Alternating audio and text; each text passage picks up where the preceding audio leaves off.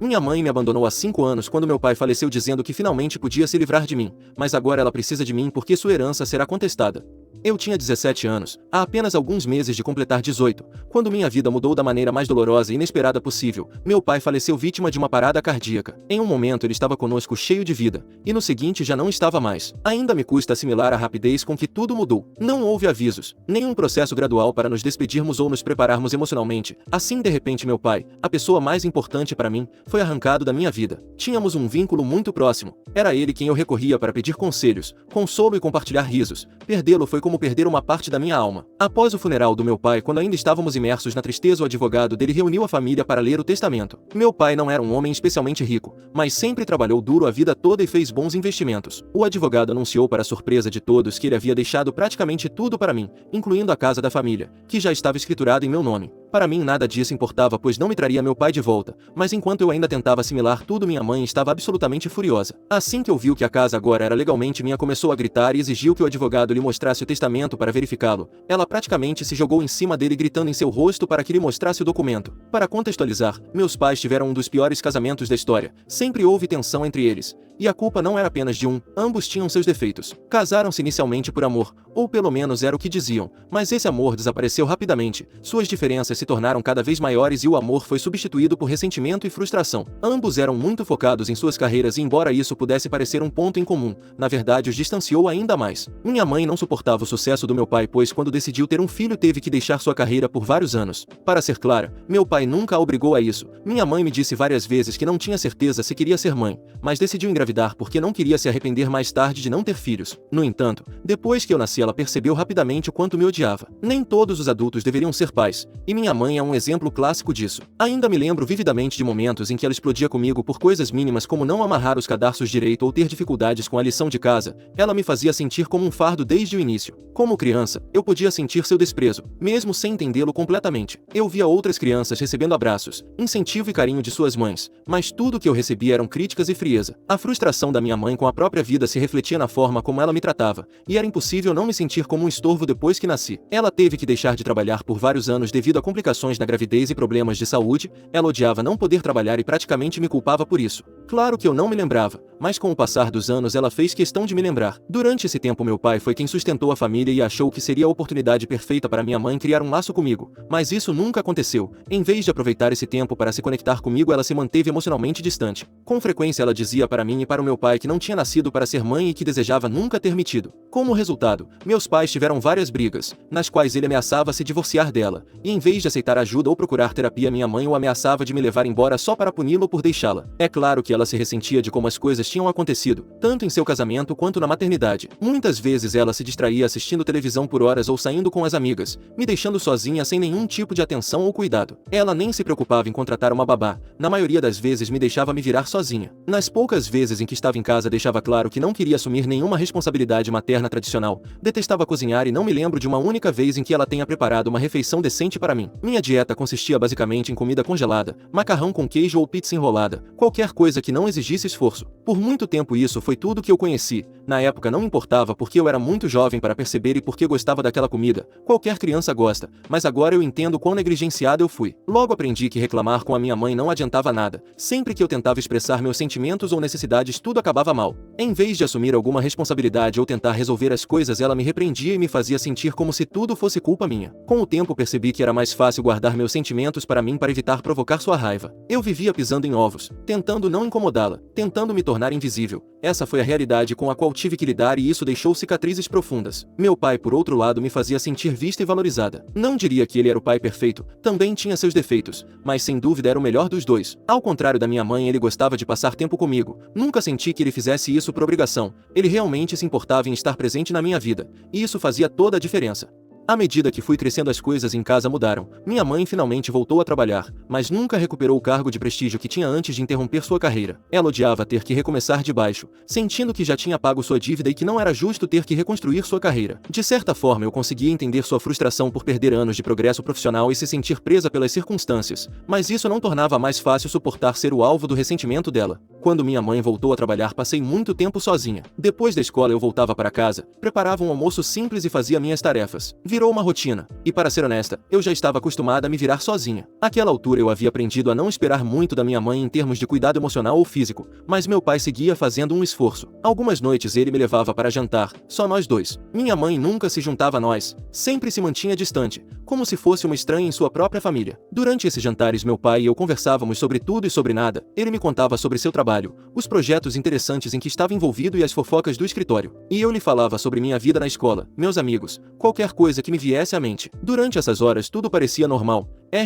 Um momento raro em que eu não me sentia como um fardo ou uma inconveniência, eu era simplesmente uma filha curtindo um momento com seu pai. Eu guardava com carinho esses momentos porque me davam uma sensação de segurança e conexão. Quando completei 14 anos, minha mãe conseguiu um novo emprego que exigia que ela viajasse com frequência. Era um cargo muito bem pago, e acho que ela o viu como sua chance de recuperar o sucesso profissional que havia perdido. Ela aceitou o trabalho sem nem discutir com meu pai, o que provocou uma das maiores brigas que eu já tinha presenciado entre eles. Meu pai não se opunha a que ela trabalhasse, mas aquele emprego significava que ela ficaria ausente por vários dias seguidos, o deixando completamente responsável por cuidar de mim. O principal motivo das brigas era eu, e eu odiava isso. Odiava saber que era a razão de tantas discussões entre eles. Uma noite fui ao escritório do meu pai e disse a ele que não precisava se preocupar comigo, que eu podia cuidar de mim mesmo enquanto ele trabalhava. Eu pensava que se demonstrasse que não era um fardo, talvez as coisas melhorassem entre meus pais. Quando eu disse isso, me lembro da expressão em seu rosto. A culpa tomou conta dele. Ele me abraçou como se entendesse que eu havia sido forçada a amadurecer mais rápido do que deveria. Foi um daqueles momentos em que ambos reconhecemos, sem dizer diretamente, o quão disfuncional era nossa família. Pouco depois minha mãe começou oficialmente seu novo trabalho e passou a desaparecer por vários dias seguidos. Quando ela não estava a casa parecia mais tranquila, quase pacífica, mas quando ela voltava nada melhorava. Raramente falava comigo e quando fazia era como conversar com uma estranha. Quando fiz 16 anos, o casamento dos meus pais era praticamente inexistente. Eles dormiam em quartos separados, como se fossem apenas colegas de quarto. Se você se pergunta por que eles nunca se divorciaram e seguiram em frente com suas vidas, acredite, eu me fazia essa pergunta o tempo todo. A verdade é que acho que ambos evitaram o divórcio porque era mais fácil continuar naquele arranjo distante e disfuncional do que enfrentar a confusão financeira e legal que uma separação acarreta. Divórcios podem ser caros, especialmente pelos gastos com pensão alimentícia, honorários advocatícios e disputas pela guarda. Embora no meu caso, a menos que minha mãe quisesse se vingar do meu pai, não acho que ela teria lutado por mim. Meus pais ganhavam bem, mas o único gasto importante que compartilhavam era minha educação. Além disso, quase não gastavam nada comigo. Meu pai era dono da casa, então não havia muito o que dividir. Tirando as contas da casa, eles não discutiam por coisas materiais. Cada um tinha seu próprio carro, comprava suas próprias coisas e viviam vidas quase separadas sob o mesmo teto. Quanto a mim, meu pai me dava dinheiro toda semana, o suficiente para cobrir os almoços da escola e minhas próprias compras de comida. Não era muito, mas era suficiente para me virar, e eu não esperava mais. Eles estavam tão imersos em seus próprios problemas e ressentimentos que me acostumei a viver à margem.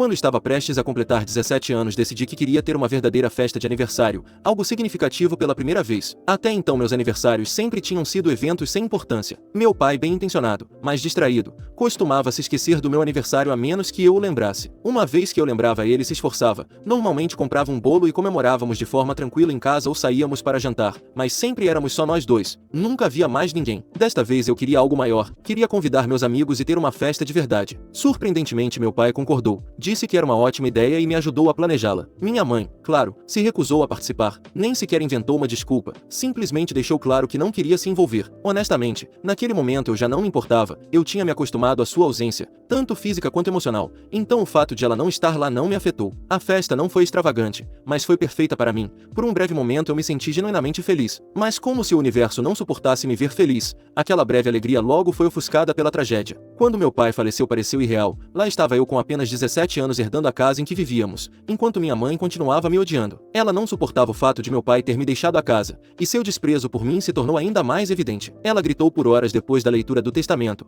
me acusando de ter manipulado meu pai durante anos e dizendo que ela era a verdadeira dona da casa, e depois mudou de tática e tentou me convencer a passar a escritura da casa para o nome dela. Por sorte, meus avós paternos, os pais do meu pai, me defenderam. Eles se certificaram de que minha mãe não pudesse me manipular e deixaram claro para ela que nunca tinha sido uma boa esposa para meu pai enquanto ele estava vivo, e que não merecia ficar com a casa só porque ele havia falecido. Além disso, a casa estava em nome do meu pai. Eles ameaçaram levá-la ao tribunal se ela tentasse me obrigar a mudar a escritura. Em um ataque de raiva, minha mãe ameaçou me abandonar. Disse que já que eu era tão egoísta por não lhe dar a casa, ela queria me dar uma lição, me fazer acreditar que eu não poderia sobreviver sem ela. Era como se ela quisesse que eu sentisse que perdê-la também me faria perceber o quanto eu precisava dela na minha vida. Meus avós paternos não se intimidaram. Disseram à minha mãe que se ela fosse embora eles cuidariam de mim. Prometeram que ao contrário dela estariam lá para mim, não apenas até eu completar 18 anos, mas pelo resto da minha vida, acontecesse o que acontecesse. Apenas 2 ou 3 semanas após a morte do meu pai, minha mãe cumpriu sua ameaça e foi embora de casa, mas antes de partir ela jogou fora toda a coleção de quadrinhos do meu pai, algo que ele tinha guardado e colecionado com carinho durante anos. Foi seu ato final de vingança, claramente feito por despeito,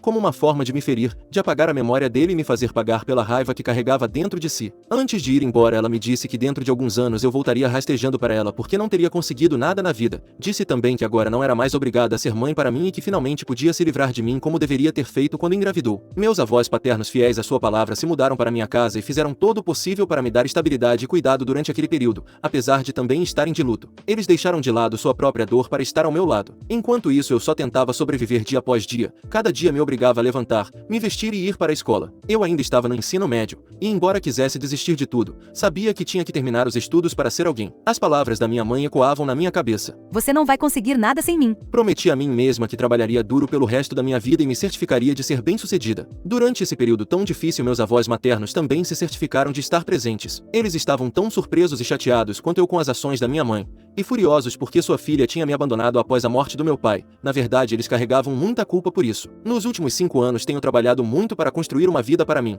e apesar de tudo consegui seguir em frente e me formei na universidade no ano passado com honras. Consegui um ótimo emprego na área de informática, uma oportunidade incrível, especialmente porque me permite trabalhar remotamente. Essa flexibilidade me deu a chance de viajar pelo mundo enquanto trabalho, algo que eu nunca imaginei ser possível depois de tudo o que vivi. Ainda moro na casa que meu pai me deixou e ela tem sido uma bênção de muitas maneiras. Não só me proporcionou estabilidade durante a faculdade, como também me permitiu economizar o dinheiro que meu pai me deixou. Isso, juntamente com a ajuda financeira dos meus avós paternos, me permitiu terminar a universidade sem ter que me endividar com empréstimos estudantis. Desde que consegui o meu emprego, tenho reformado a casa aos poucos, cômodo por cômodo, para torná-la verdadeiramente minha. Cada mudança que faço parece um ato de recuperação, como se eu estivesse colocando minha própria marca em um espaço que guarda tantas lembranças, boas e ruins. Embora meus avós já tenham se mudado de volta para sua casa, continuamos em contato regularmente. Eu os visito sempre que posso e nosso vínculo continua forte. Sempre serei grata por eles terem estado lá para mim quando eu mais precisei.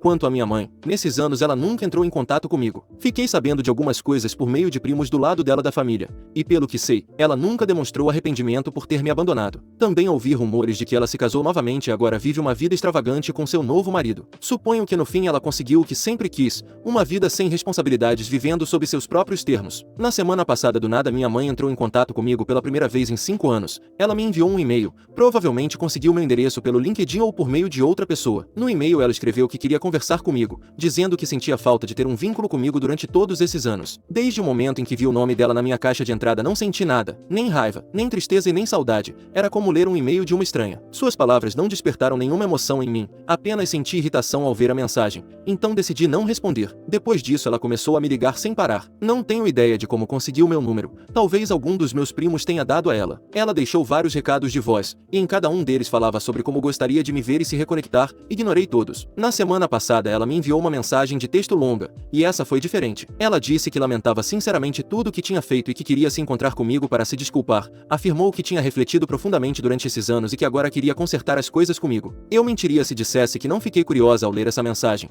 Pela primeira vez ela parecia estar assumindo a responsabilidade por suas ações, algo que nunca tinha feito antes. Eu não estava pronta para perdoá-la, mas me perguntei o que poderia ter causado essa mudança tão repentina. Na próxima vez que ela ligou, atendi. Sua insistência já estava me incomodando e eu queria saber o que ela realmente queria. Assim que atendi, perguntei diretamente o que ela queria de mim. Disse a ela para falar rápido e que se não tivesse nada de valioso para dizer eu a bloquearia e encerraria tudo nos próximos 5 minutos. Ela ficou nervosa, imediatamente implorando para que eu não desligasse. Sua voz tremia enquanto dizia que sentia minha falta e que agora que era mais velha e mais sábia se odiava por tudo que tinha feito. Eu podia ouvir o desespero em sua voz enquanto ela se desculpava repetidamente, garantindo que finalmente entendia a gravidade de suas ações. Ela disse que entendia se eu não quisesse ter um relacionamento com ela, que aceitava isso, mas que o único que realmente queria, segundo ela, era se encontrar comigo. Afirmou que queria me explicar por que tinha feito o que fez há tantos anos, como se existisse alguma explicação válida para justificar seu abandono. Não consegui evitar dar uma risada sarcástica. Já tinha ouvido desculpas suficientes da parte dela para uma vida inteira. Respondi que já tinha feito as pazes com o que aconteceu, que tinha aceitado tudo sem precisar de um encerramento da parte dela.